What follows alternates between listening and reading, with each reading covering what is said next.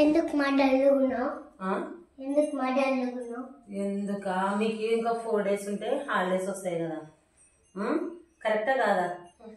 Holidays వస్తే మీరు పొద్దున్న లేచి ఏదో ఫ్రెష్ అప్ అయిన తర్వాత టిఫిన్ చేసి కాసేపు ఎండ తక్కువ ఉంటుంది కదా మార్నింగ్ టైంలో, అప్పుడు కొంచెంసేపు ఆడుకొని ఈతకి వెళ్ళొచ్చి మధ్యాహ్నం మొత్తం ఎండ ఎక్కువ ఉంటుంది కాబట్టి ఇంట్లో ఉండి మళ్ళీ ఈవినింగ్ కాస్త ఫ్రెష్ అప్ అయి ఆడుకొని చదువుకోవడము, లేదంటే సాయంత్రం పూట రాసుకోవడము, లేదంటే నీకు ఏమన్నా డ్రాయింగ్ ఏదైనా నీకు ఏమి ఇష్టం ఉంటే అది ఎక్స్ట్రా యాక్టివిటీస్ చేసుకుంటూ ఉంటే బాగుంటుందమ్మా.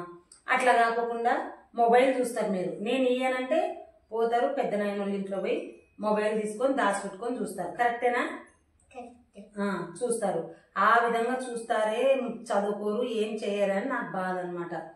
కాబట్టి మీరు ఇప్పటి నుంచి మొబైల్ చూస్తే మనకు చాలా హెల్త్ ఇష్యూస్ వస్తాయమ్మా.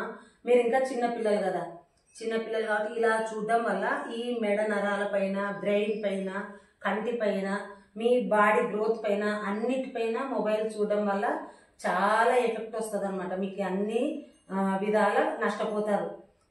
ఏదైనా కూడా క్రియేటివిటీగా మీరు ఆలోచించాలన్నా మీ బ్రెయిన్ అనేది పనిచేయదు. ఇంకొకటి, మీరు ఆ మొబైల్ చూడడం వల్ల కళ్ళు చాలా ఎఫెక్ట్ అయిపోతాయి. ఈ విధంగా చాలా హెల్త్ ఇష్యూస్ వస్తాయి అన్నమాట, చాలా హెల్త్ ప్రాబ్లమ్స్ వస్తాయి. కాబట్టి మీరు మొబైల్ చూడకుండా ఈ బయట గేమ్స్ ఆడడం వల్ల మీకు బాడీకి ఎక్సర్సైజ్ ఉంటుంది, బ్రెయిన్ డెవలప్ అవుతుంది, యాక్టివ్గా ఉంటారు.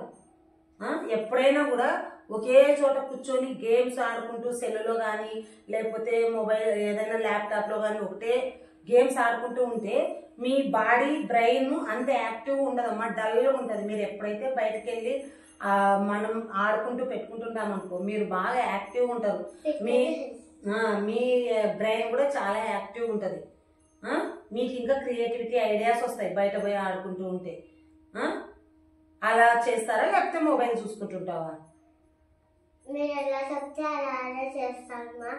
మొబైల్ చూడవు కదా, మొబైల్ చూడవు.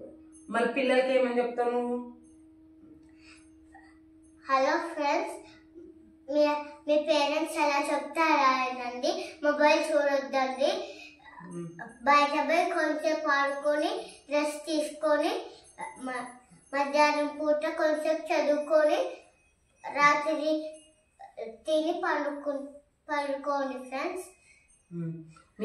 మొబైల్ మాత్రం చూడొద్దండి దయచేసి. ఇది మా విన్నపం అన్నమాట పిల్లలందరికీ కూడా. మీరు ఏం చేయాలన్నా మీ మైండ్ బాగా గ్రోత్ ఉండాలి, అన్ని విధాలా మీరు యాక్టివ్గా ఉండాలన్నా మీరు మొబైల్ అవాయిడ్ చేయండి ఫస్ట్. అది ప్రతి ఒక్క పేరెంట్స్కి, ప్రతి ఒక్క పిల్లలకి నేనైతే మా తరఫున ఈ చిన్న సందేశం అయితే అందజేస్తున్నాము. నచ్చితే లైక్ చేయండి, షేర్ చేయండి, సబ్స్క్రైబ్ చేయండి. Bye friends. బాయ్ చెప్పమా.